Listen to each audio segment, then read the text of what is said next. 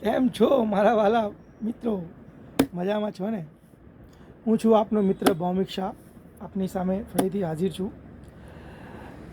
આજે ટૉપિક જે છે એ ન્યૂ જનરેશન માટે છે કે જેનું ભણતર ને લાઈફની અંદર સમયસર શું કરે એના માટે. તો હું તમને એક ઉદાહરણ આપીશ નાનું કે બાળકોની જે એજ હોય છે કે 18થી 25 વર્ષની ઉંમર, કે જે તે સમયે એને રેડી થવાનું હોય છે. ઠીક છે, એ સમયે એની કોલેજ પતાવવાની હોય છે, જોબ લાગી જાય તો બહુ જ સરસ. બિઝનેસ કરવું છે, બિઝનેસનું સ્ટાર્ટઅપ કરે તો બી ખૂબ સરસ. એક તમને એક ઉદાહરણ આપીશ કે જે કુંભાર જે હોય છે ને, કે જે એક માટલું બનાવતો હોય, ઠીક છે, એને બનાવવા માટે એને માટીની જરૂર હોય છે. માટીની જે એની પ્રોસેસ હોય છે, પ્રોસેસ કરે છે. પ્રોસેસ કર્યા પછી એ માટલું બનાવે છે. એની પ્રોસેસ તમે કોઈક જગ્યાએ જોયું હોય તો ખૂબ સરસ છે, અને જોજો.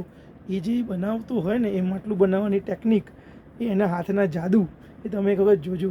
એને શેપ બનાવવાનો હોય છે, ઠીક છે, એને ગોળ શેપ આપે છે. ત્યારબાદ ઉપરનું જે નાળચું હોય છે, જેમાંથી આપણે પાણી કાઢીએ છીએ, એ જગ્યાનો જે શેપ આપવાનો હોય છે, ઠીક છે. એવી જ રીતે તમારે બાળકોને ખાસ કહેવાનું કે જે બાળકનું 18થી 25 વર્ષની જે ઉંમર છે, એ એના જીવનનું એક માટલું ઘડવાનું હોય છે, ઠીક છે. તો એને જીવનની અંદર પછી કોઈ જ તકલીફ નહીં પડે. મારું જે વિચારસરણી હતી મેં આપની સામે રજૂ કરી.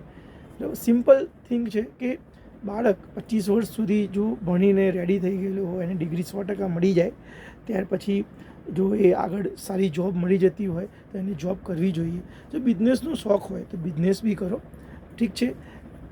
સિમ્પલ વસ્તુ છે, વગર મૂડીનો ધંધો એટલે સાહેબ જોબ, બરાબર. હા, એવું નથી કે તમે મૂડી વગર કોઈ ધંધો ના કરી શકો. ઘણી બધી લાઈન છે, તમે ધંધો બિઝનેસ કરી શકો છો. એક્ઝામ્પલ ઉદાહરણ આપું, તમે LICની એજન્સી લઈ શકો છો, પોસ્ટનું કામ છે રિકેરિંગનું. ત્યાર પછી માર્કેટની અંદર ઘણી બધી પોલિસીની એજન્સીઓ છે, એનું કામ લઈ શકો છો. એમાં બી સર કોઈ મૂડી નથી રોકવાની હોતી.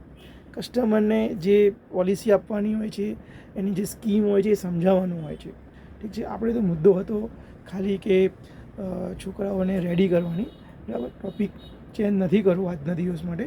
એ વિડીયો હું નેક્સ્ટ વિડીયોમાં આપને જણાવીશ. બટ બાળકો જો એમની એજ પ્રમાણે એમને રેડી થઈ જાય, એમનું જીવનનું એક સરસ મજાનું માટલું ઘડી લે તો ખૂબ સારું. તે કે આગળથી એમને જીવનની અંદર કોઈ જ પ્રકારની કોઈ જ તકલીફ ન પડે, ઠીક છે. આપના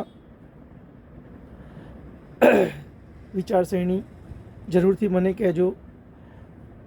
વિડીયોને લાઈક કરજો, શેર કરજો, અને કંઈ બી તમારી ક્વેરીઝ હોય તો મને મેસેજ કરજો. હું શ્યોર આપનો જવાબ આપીશ. Okay, thank you so much for watching. ફરી મળીશું એક સરસ મજાનો વિડીયોની સાથે. આભાર આપનો.